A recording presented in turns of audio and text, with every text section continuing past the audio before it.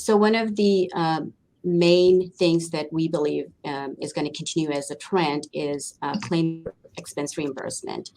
Employers are required to reimburse employees for all necessary expenses and losses incurred in the course and scope of their employment.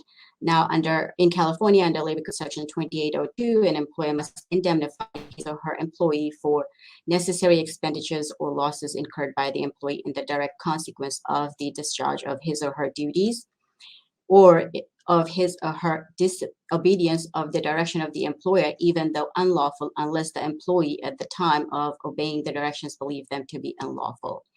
So for employers to keep in mind that the expense reimbursement obligation is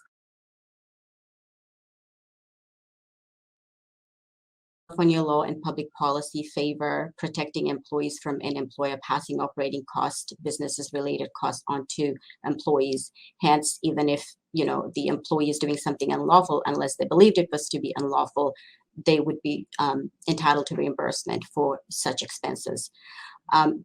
The golden rule to keep in mind is reimbursement is always required, even if the employee did not incur an extra charge. And I'll discuss this a little bit later, what that means.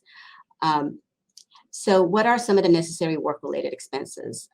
Those may include, but they are not limited to, and here I've listed just some of the very common ones. The employee's use of their personal vehicle for business purposes, business travel, such as meals and lodging, tools and equipment required to perform an employee's job, use of an employee's personal cell phone for business purposes. And here I would like to point out, keep in mind that even if an employee may not be required to use their personal cell phone, there may be instances where they may actually end up using their personal cell phone. So it's something to always just keep in the background and have a general policy so employees know that they're always going to be reimbursed for all expenses, including use of their personal cell phones. Required uniform purchases and maintenance of that. Sometimes that could also include shoes and jackets.